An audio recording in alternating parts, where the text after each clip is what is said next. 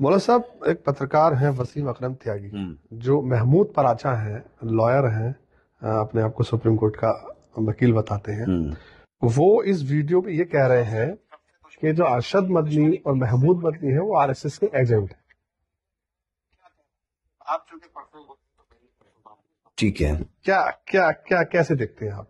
क्योंकि आरोप लगते रहते हैं, इस तरह के आरोप। अच्छा साहब, ये आपने अच्छा सवाल किया। ये कहते हैं कि साहब वो आरएसएस के एजेंट हैं, आप अगर नहीं है तो हम पर डिफेमेशन का केस करें।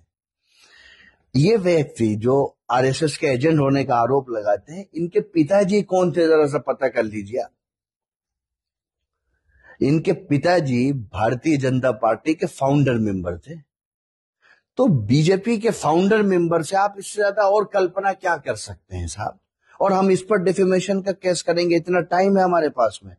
हम असम के अंदर 70 लाख, मौलाना अरशद मदनी साहब असम के अंदर 70 लाख मुसलमानों की नागरिकता के लिए लड़ रहे हैं और उनको वहां जीत मिली है सुप्रीम कोर्ट में।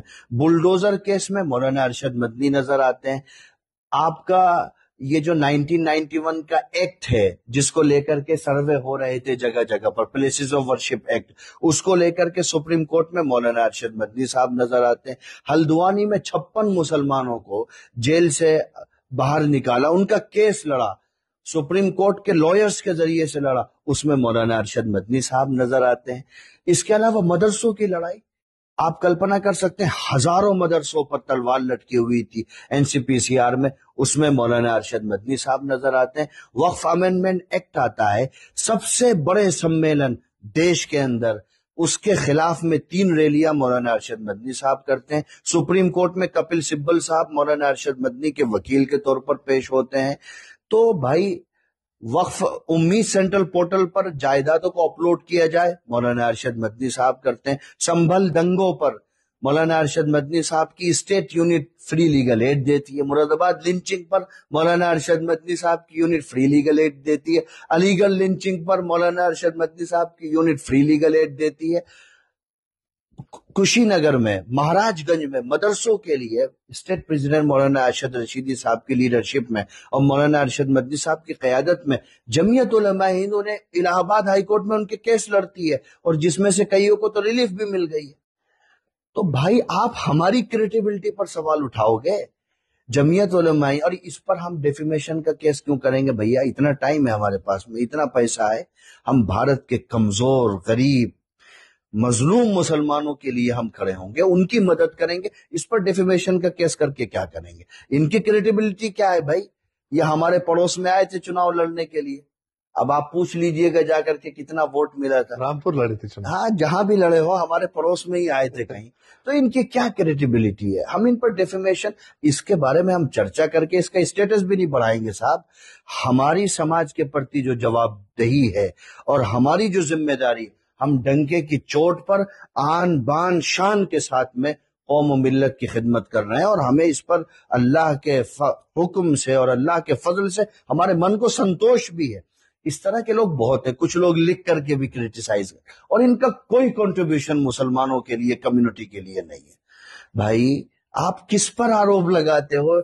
जिसके पिताजी अगर ब्रिटिश गवर्नमेंट से कहते कि रायसीना हिल्स के सामने आप वायसराय जहां रहते हैं उससे ऊंचा महल मुझे बना करके दो, तो ब्रिटिश गवर्नमेंट बना करके देती। सिर्फ एक मांग करती ब्रिटिश गवर्नमेंट कि आप अंग्रेजों के खिलाफ फौज में भर्ती होने का फतवा वापस ले लीजिए।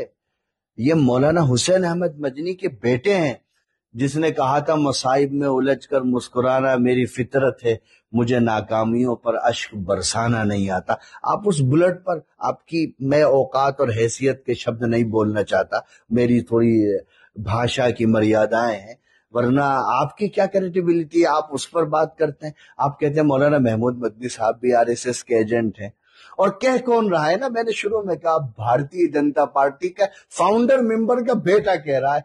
अब लोगों के विवेक पर छोड़ दीजिए। जिस महमूद मदनी ने, जब मुसलमानों पर टेररिज्म का लेबल चिपकाया जा रहा था, उन्होंने मुल्क के अंदर کئی राज्यों में आतंकवाद विरोधी और अमन शांति को लेकर के बड़े बड़े सम्मेलन किए। और आपको मैं बताता हूं, आपके माध्यम से लोगों को भी, 2014 में जब ISIS का प्रकोप बहुत था, तो उस वक्त के तत्कालीन गृह मंत्री ने, राजनाथ सिंह ने, पार्लियामेंट की पटल से ये बात कही थी कि अगर भारत के धर्मगुरु मुसलमान युवाओं के अंदर जागरूकता पैदा न करते तो हम ISIS में इन्वॉल्व होने से नौजवानों को इतनी भारी मात्रा में न रोक पाते। भाई साहब, आपका मालदीव के लोग ज्यादा चले गए या ISIS में, भारत के नहीं गए? इसके लिए क्रेडिट आप किसको दीजिएगा? इनको दीजिएगा। तो इसलिए भाई, ये हमारी शराफत इजाजत नहीं देती कि हम इस तरह के लोगों पर कोई टिप्पणी करें। ना, ऐसा नहीं है कि हमें बोलना नहीं आता। जब हम बोलते हैं तो साहब पूरी बुनियादों से निकाल करके ले आते हैं। आप, ये तो बहुत बड़ी बात हो गई, हमारे प्रेसिडेंट के बारे में बोल रहे, हमारे बारे में भी कुछ लोग बोलते हैं, हम तो जवाब नहीं देते। क्या मतलब क्या है इस तरह की बातों का? भाई हम तो नहीं कह रहे कि जमीयत सब ठेका ली हुई है, हर समस्या का समाधान जमीयत ही करेगी। हमारे प्रेसिडेंट ने तो ऐसा दावा नहीं किया। आपका क्या कंट्रीब्यूशन है, आप पेश करो ना। आप 4x4 के कमरे में बैठ करके भाषण करने से, 2-4 मजमून लिखने से आप कम्युनिटी का भला तो नहीं कर सकते। तो ठीक है, इस पर हम इसकी ये तमन्ना कभी पूरी नहीं होगी। और ये कह रहे के पास सबूत है, तो भाई लाओ ना सबूत। तुम्हारे पास सबूत है तो करो ना। तुम एक रैली करो, देख लेते कितने लोग हैं तुम्हारे साथ में। छोड़िए, खैर। बस अब राजनीति पर आ जाते हैं।